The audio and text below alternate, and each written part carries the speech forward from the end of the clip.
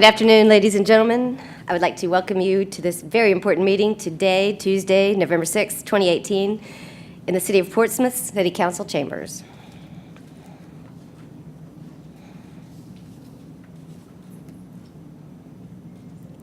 Madam Secretary.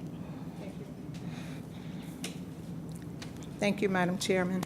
Commissioners, we will now have roll call. Please indicate your presence electronically.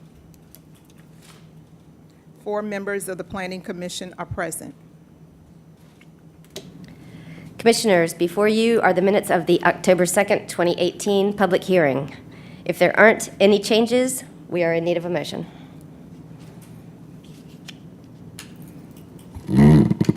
I make a motion to accept. A second. We have a motion and a second to approve the minutes from the October 2nd, 2018 public hearing. And I'm taking her job, and you'll be voting electronically.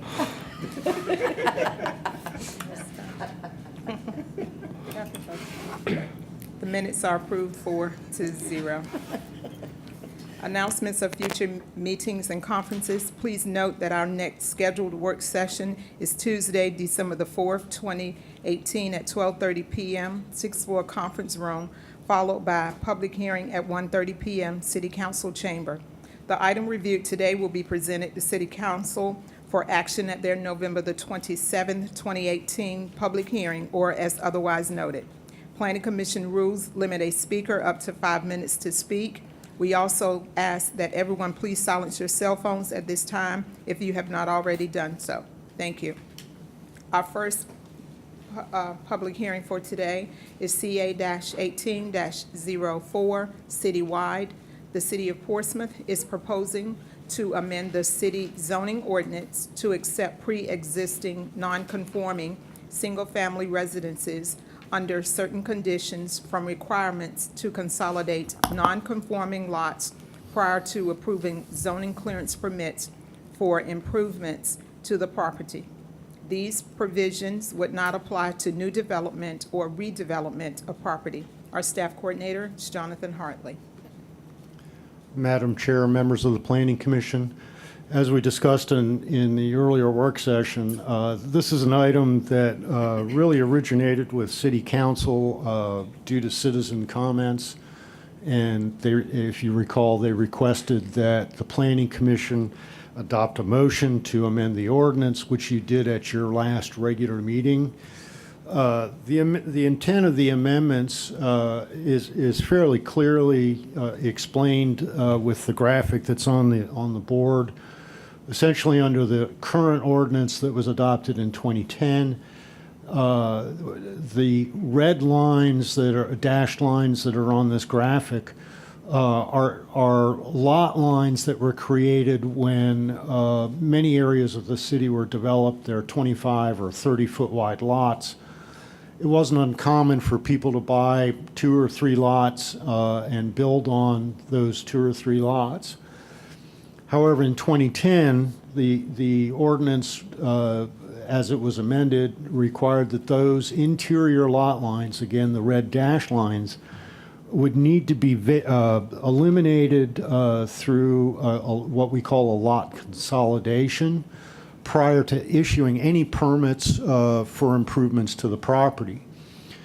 And for some homeowners, the cost of eliminating those interior lot lines ranged from $300 to we've heard as much as $1,800 to eliminate those interior lot lines.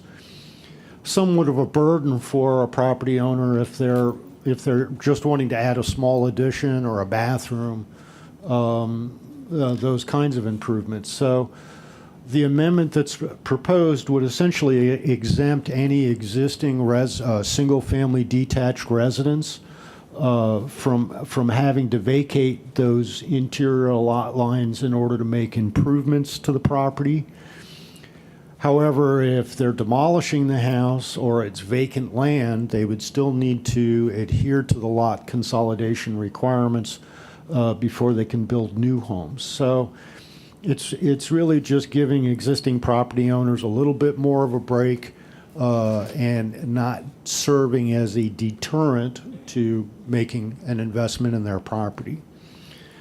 With that, I'll answer any questions that any of you have, and of course, we would recommend approval of this amendment.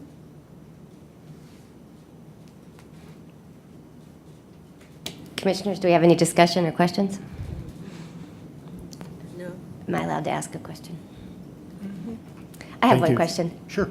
So I know you said that for new construction, this would not, if this was several lots in one piece and they were going to build new, they would have to go through the vacation or the elimination of the lot lines. Correct. So what if there's an existing house covering 3 lots and they sell the property, it does convey to them, but if they wanted to tear it down and build a new house, they would have to go through that process. Is that correct? Correct. And the way the lot consolidation works is that you need to create lots that conform with the zoning standards in that district. So just by way of example, in the UR district, the minimum lot size, I think, is 6,000 square feet with a frontage of 60 feet.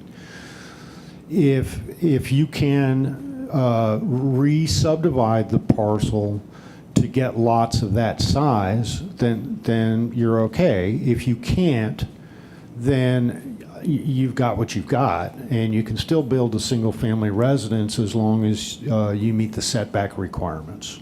Thank you. Any further questions? We are in need of a motion. You have to open the Oh. public hearing.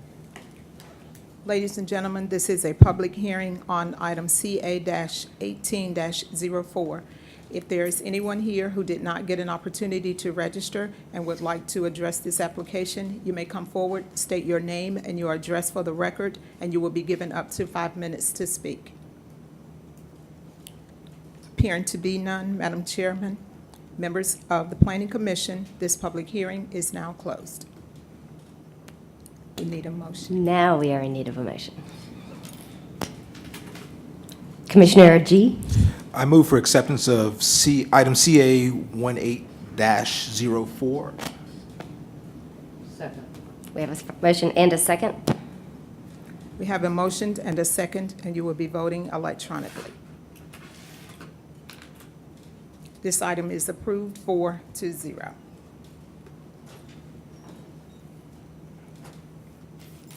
We have one further item that I need a, We are in need of a motion for a joint meeting. Commissioner G. I move to hold a joint meeting with the Planning Commission and City Council on Monday, November 26, 2018, at 6 o'clock p.m.